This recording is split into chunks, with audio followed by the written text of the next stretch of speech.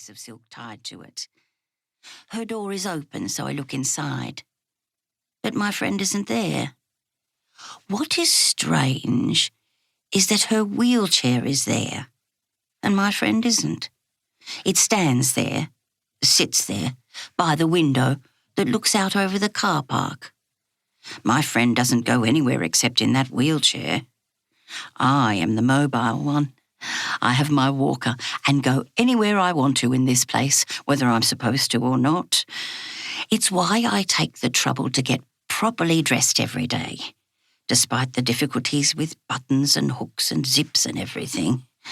I keep myself presentable. Unlike my friend, who turns up to lunch in her wheelchair wearing the same old nightgown that she wears when she lies propped up in her bed.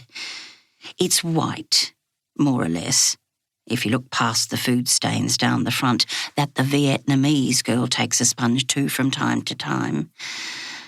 At the collar, there's this faded line of embroidered blue flowers. What do you call them?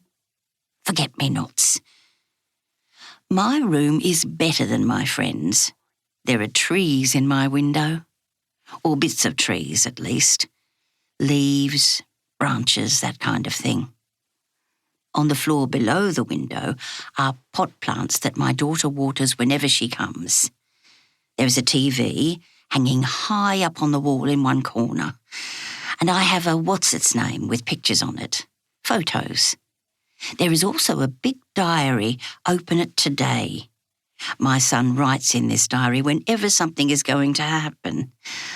I'm supposed to look at it every day so that I know.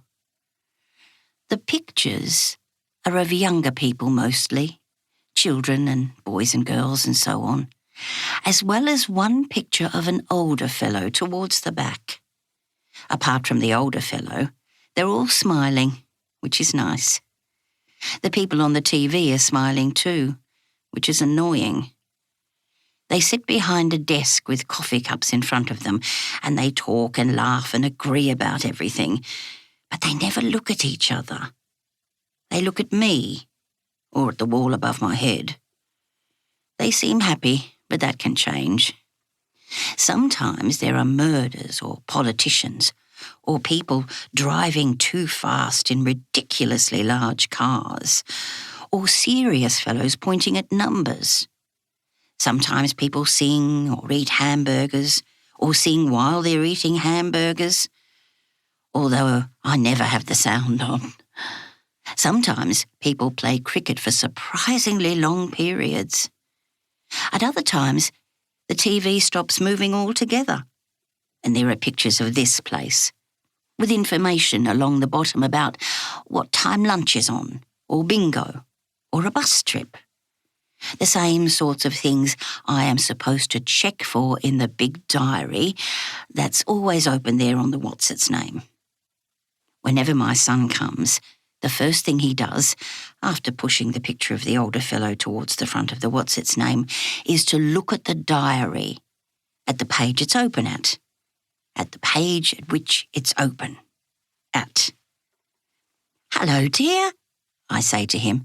I try not to sound surprised. "You sound surprised," he says. "You have checked the diary, haven't you, Mum? It says that I'll be here today." "Then I look forward to seeing you," I tell him. He looks around the room like he always does when he's not sure what I'm talking about. But today, my son also does something different. He looks at me with an expression I can only describe as sad, rather than worried, impatient, constipated. "Mum," he says, "are you okay?" It is not possible to know what he means. "There was a delivery today," I tell him. Was it today, I wonder? "I could take you out for morning tea," he says, "if you'd like." "Somewhere nice?" I ask. "Of course, somewhere nice." "No, thanks," I tell him, and he looks around the room.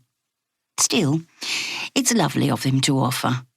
He hates taking me out, having to fold up my walker and put it into the, the boot of his car, having to fold me up too, to get me into the passenger.